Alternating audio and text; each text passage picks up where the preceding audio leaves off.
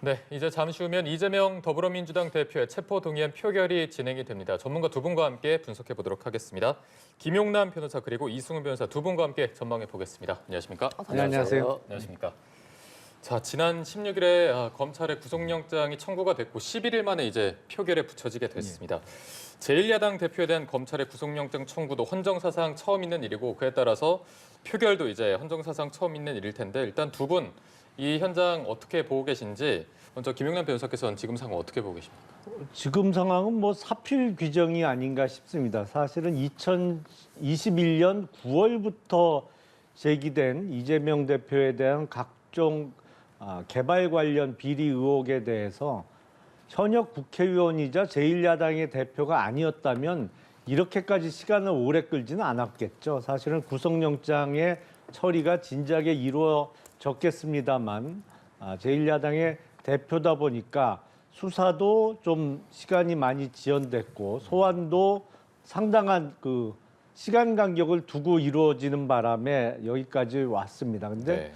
글쎄 오늘 뭐 체포동의안이 국회에서 곧 표결에 붙여지겠습니다만 불체포 특권을 규정한 우리 헌법의 취지와는 정면으로 배치되는 사실은 불체포 특권의 남용의 사례가 아닌가 싶습니다. 네, 늦었지만 사필 규정의 수순으로 보인다라고 말씀해 주셨고요. 이승훈 변호사께서는 지금 상황 좀 어떻게 보고 계십니까? 일단 참 안타깝다는 생각이 들고요. 실제 제1야당 대표이고 대선 후보가 아니었다라고 한다면 이 정도로 집착할 정도로 수사를 할 수 있을지 참 의문이고요.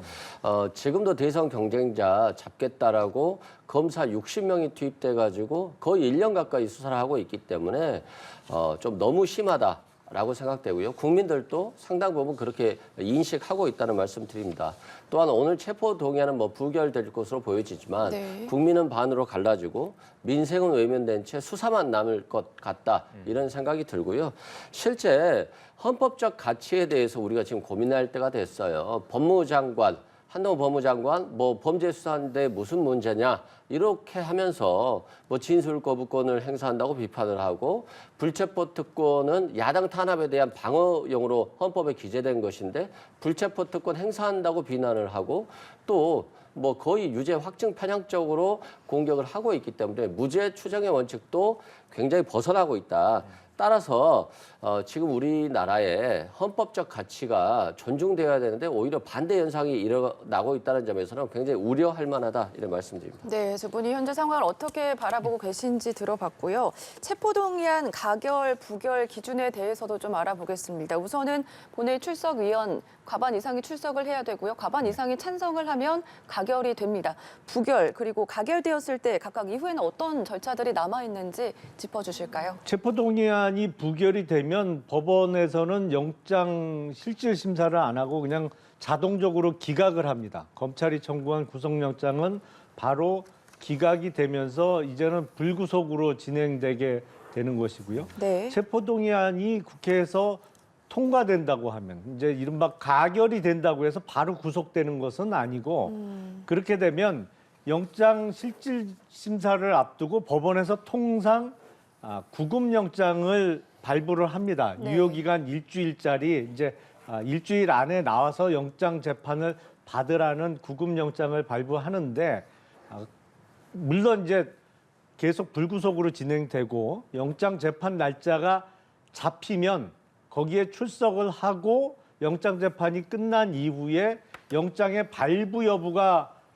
결정 날 때까지 그 몇 시간 동안 이제 구금해 놓는 것이거든요. 그러니까 국회의 체포동의안의 가결의 의미는 그 영장 재판이 이루어지는 날에 영장의 발부 여부가 판사가 결정을 할 때까지 그 몇 시간 구금해 놓는 것을 해도 좋다는 허락의 의미고 물론 체포동의안이 통과됐다고 해서 법원에서 자동적으로 구속영장을 발부하는 건 아니고 네. 법원의 기각 가능성도 있습니다. 그러니까 뭐 증거가 정말 없는 사건 같으면 체포동의안을 통과시켜달라고 하거나 아니면 3월부터는 임시국회를 안 잡을 테니 내가 3월 1일 이후에 영장재판에 출석해서 영장재판을 받겠다고 하면 되는 거였죠. 근데 뭐 그런 단계를 아예 거치질 않고 국회에서 의석수를 밀어붙여서 불구속으로 계속 하겠다는 의지의 표현으로 보입니다. 네. 앞으로 남은 법적 절차를 조금 짚어주셨고요. 지금 저희가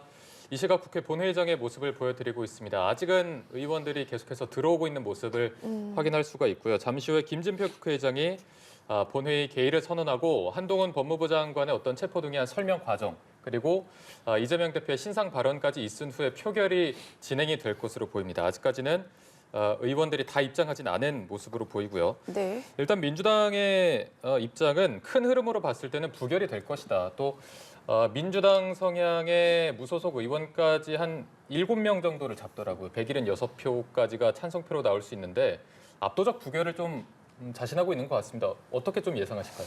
실제 저도 뭐 압도적 부결이 될 것으로 보여지고 있어요. 왜냐하면 민주당이라든가 야하 성향의 의원들은 굉장히 정적제거라든가 야당 탄압이라고 하는 생각들을 굉장히 강하고 있어요.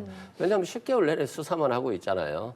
이건 뭐 현실인 것이고 어떤 사건을 수사하다 보니까 이재명 대표가 나온 게 아니라 이재명 대표를 수사하면서 대장동을 하고 또 대장동이 안 나오면 성남FC를 하고 또 다시 쌍방울을 하고 백현동을 하고 정자동을 하겠다 이렇게 나오고 있기 때문에 사람을 향한 이런 수사는 이제까지 저는 본 적이 없는 것 같고요. 만약에 이재명 대표를 향해서 수사를 하는 게 조금이라도 정당성을 확보하려고 한다면 곽상도 의원에 대해서도 무죄 판결 안 나오게 수사를 해야 되지 않겠습니까? 무죄 판결이 나왔는데 50억을 받았다고 하는 녹취록까지 나왔음에도 불구하고 왜 이런 결과가 나왔는지 별로 검찰이 그래 흥분해 하지는 않는 것 같아요. 그리고 박영수 특검 녹취록에 내내 50억 클럽에 들어가 있다고 하는데 수사 안 하잖아요. 그리고 김건희 여사에 대한 수사도 않고 그러면 대통령에 당선됐으면 그쪽 편은 수사 안 해도 되는구나 라고 하는 것들을 국민들이 너무나도 인식하고 있기 때문에 이 부분은 당연히 정적 제거용이고 야당 탄압이다. 그런 논리가 굉장히 두꺼워지고 있다 이런 생각되고 민주당도 앞으로도 뭐 잘 해야 되겠습니다만 국민의힘이라든가 윤석열 대통령실도 너무 총선 전략을 야당에 대한 수사로만 가져가는 게 아닌가 이런 우려가 듭니다. 각각의 발언을 저희가 한번 분석해 보도록 할 텐데 먼저 한동훈 법무부 장관의 발언과 관련해서 한 15분 정도 굉장히 길게 요청 사유를 설명을 했습니다. 한동훈 법무부 장관의 발언을 좀 어떻게 보셨습니까? 사실 법무부 장관의 체포동의안 설명은 과거에는 상당히 간결하고 짧게 이루어졌습니다. 그런데 맞습니다. 지난번 노웅래 의원에 대한 체포동의안 설명이 한 5분 정도 살짝 넘어갔거든요. 그것도 사실 이례적으로 좀 긴 체포동의안 설명이었는데 오늘은 15분이 좀 넘었던 것 같아요. 네네. 근데 워낙 이 이재명 대표에 대한 구속영장의 범죄 사실이 혐의 사실도 많고 복잡하다 보니까 범죄 사실 요지를 설명하고 또 물적 증거, 인적 증거 그리고 그 의미에 대해서 설명을 하다 보니까 긴 시간이 소요가 됐습니다. 앞으로 이제 국회에서 이루어지는 체포동의안 표결에 앞선 법무부 장관의 설명이 좀 트렌드가 바뀌어서 이렇게 길게 이루어질지 아니면 법무부 장관이 바뀌고 나면 다시 과거로 돌아갈지는 좀 지켜봐야 되겠습니다만 일반 이 방송을 보시는 국민들 입장에서는 법무부 장관이 대략 한 15분 내외로 설명을 해주는 게 이해하기도 쉽고 그래서 왜 구속영장이 청구가 됐는지 그리고 구속영장이 발부되어야 할 이유를 압축 요약해서 설명해 주는 게 귀에도 잘 들어오고 꽤 의미 있는 시간이라고 생각이 됩니다. 그래서 그 이후에 이루어진 이재명 대표의 신상 발언은 지금까지 했던 주장을 다시 한번 반복하는 수준에 그쳤습니다만 법무부 장관의 15분이 넘는 설명은 참 저도 처음 봤습니다. 네. 네. 어쨌든 좀 이례적인 일인 건 맞는 것 같은데 뭐 처음과 끝부분쯤에 민주당 의석 쪽에서 고성이 좀 나오기도 했고요. 이승훈 변호사께서는 이번 한동훈 장관의 요청 사유 설명 어떻게 보셨습니까? 뭐 전혀 특별한 게 없었다 이런 말씀 드리고요. 범죄 사실 요지라든가 증거에 대해서 설명했습니다만 이제까지의 검찰 수사가 비공개적으로 굉장히 밀행성을 가지고 한 게 아니라 계속적으로 수사 과정들이 언론을 통해서 나왔기 때문에 이거 말고 새로운 게 있느냐, 스모킹 건이 있느냐 이런 얘기들이 많이 있었는데 전혀 나온 게 없다 이런 말씀 드리고 뭐 똑같은 것 같습니다. 정진상 김영 유동규 씨하고 공모해서 어떤 비리 행위를 했다. 뭐 이런 주장 정도고요. 네. 뭐 토착 비리다. 뭐 천문학적 피해가 있다라고 이제 주장하는 건데요. 사실상 정진상 김영 씨의 진술은 뭐 나온 게 없어요.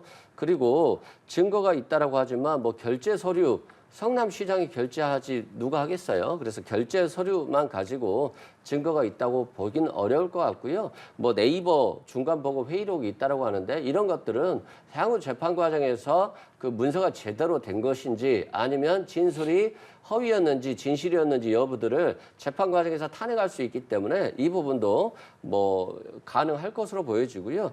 우리가 곽상도 씨 검찰이 구속시켰잖아요. 그렇지만 결과적으로 무죄가 나오지 않았습니까? 그러면 검찰 수사가 제대로 안 됐거나 아니면 억울한 곽상도 의원을 구속시킨 것인데 이런 것들이 결국 재판 과정을 통해서 나오는 거예요, 결과가. 그래서 지금 뭐 당장 구속시켜야 되겠다 이런 것들은 결국에는 이재명 대표를 꼭 잡아야 되겠다 이런 절박감인 것 같은데 그런 것들이 자칫 잘못하면 수사가 제대로 안 되고 왜곡되기 때문에 결과적으로는 나쁠 수 있다 이런 말씀 드립니다.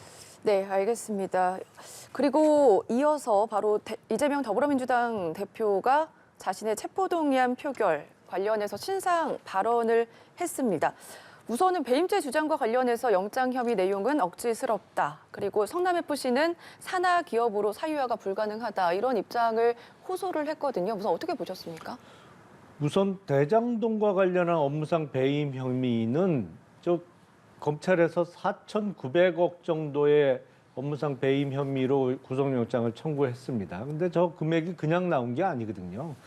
성남도시개발공사의 직원들이 제안한 사업 구조에 의하면 민간업자의 개발 이익을 좀 제한하고 일정 부분을 넘는 것을 성남도시개발공사를 통해서 성남시가 환수하는 애초에 제안대로 사업 구조가 짜여졌다면 더 갔을 이익이 이제 4,900억 원 정도라는 것입니다. 사실은 근데 그게 이재명 시장과의 까지의 그 결제 단계에서 민간업자의 개발 이익을 제한하는 규정을 삭제해 버렸죠. 그래서 화천대유축에 약 7,900억 원 정도의 천문학적인 개발 이익을 몰아줬습니다. 그래서 이재명 대표의 저 주장은 사실은 사실관계와 맞지 않는 부분이 있고요.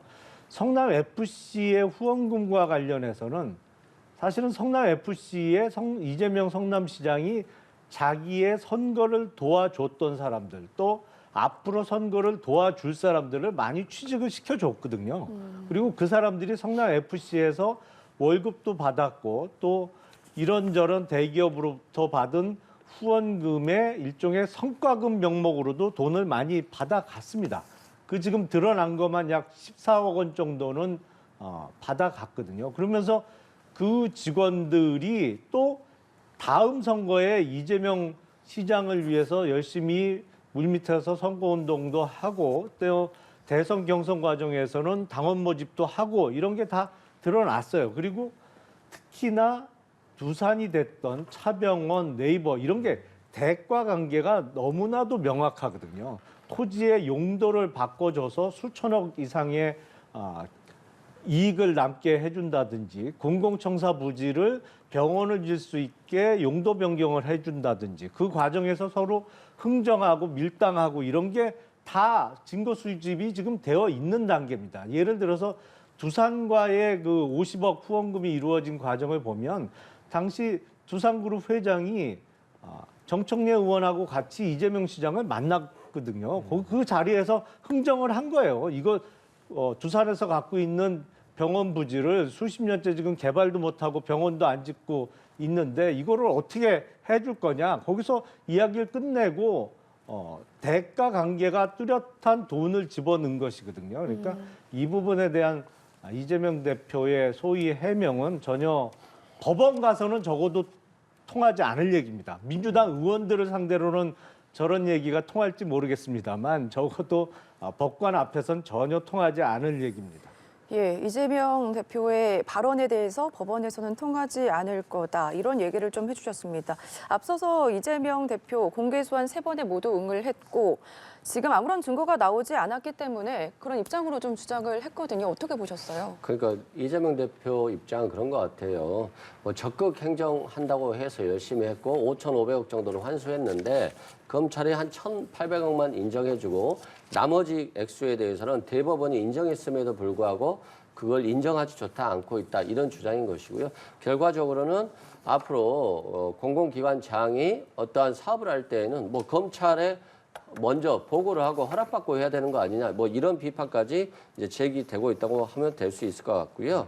사실상 뭐 428억 그 1년 내내 뇌물 제공 약속 받았다 하면서 이재명 대표를 괴롭혔습니다만 결국에는 구속영장에는 428억을 기재하지 못했어요. 그 이유는 2015년도에 뇌물 제공 약속이 있었다고 했는데 2016년도에 터널 공사비로 1,100억 정도를 추가적으로 환수해요. 그러면 428억 뇌물 받기로 한 사람이 어떻게 1,100억을 더 대장동 업자들에게 부담시킬 수 있겠어요. 이런 것들이 굉장히 고민이었을 것으로 보여지고 그래서 이런 것들 때문에 법조계에서는 이 업무상 배임과 관련해서 무죄의 가능성이 매우 높다 이렇게 주장하고 있고요.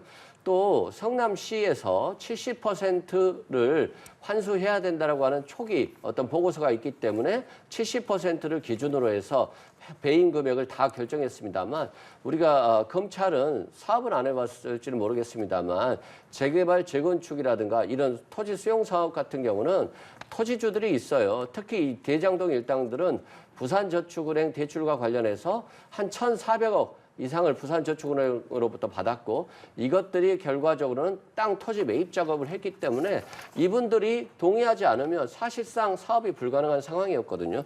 그렇기 때문에 이재명 대표가 처음에는 아예 그냥 공공개발을 하겠다. 성남시가 이거 다 개발해서 국민들께 돌려드리겠다. 개발 이익을. 그랬음에도 불구하고 국민의힘의 전신당의 의원들이 다 반대했던 거예요. 만약에 그때 반대하지 않아서 성남시가 독자적으로 했다면 이 사업은 모든 수익을 환수할 수 있었을 것입니다.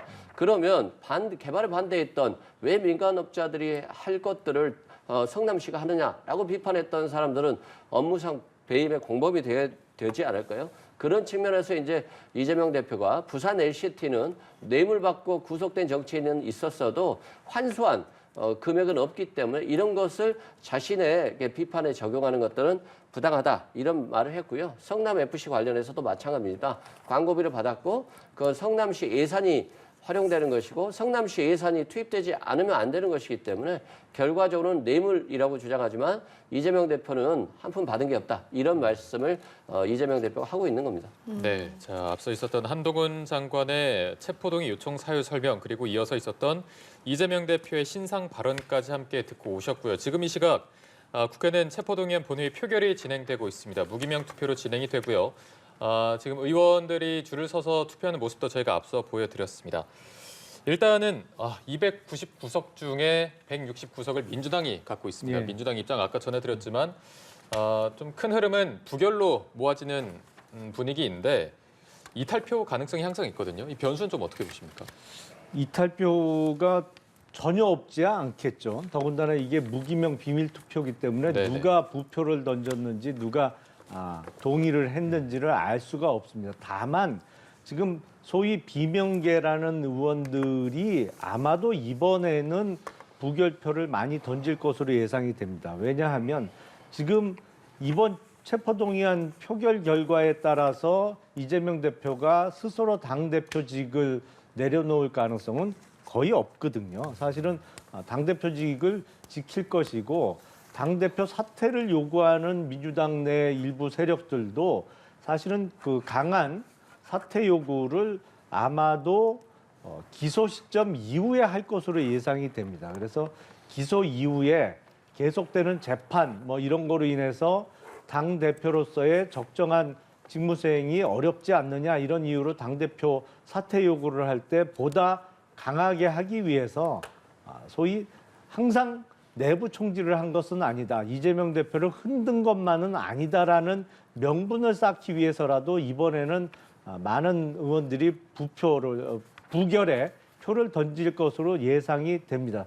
그리고 더군다나 지금 사실은 더불어민주당 내에 어떤 논리나 법상식이 지금 통하는 분위기는 아닌 것으로 보여요. 일종의 뭐 어떤 세력 다툼으로 이해한다든지 아니면 감정 싸움으로 이해하는 사람들도 상당히 있기 때문에 이번에는 많은 그 부결표가 예상이 됩니다. 169석이라고 합니다만 사실상 윤미향 의원처럼 무소속입니다만 사실상 민주당과 항상 궤를 같이 하는 무소속 의원까지 합치면 최대 한 177석 정도가 민주당 계열로 봐야 되거든요. 그래서 160표 이상의 부결표는 나오지 않을까라는 예상이 됩니다.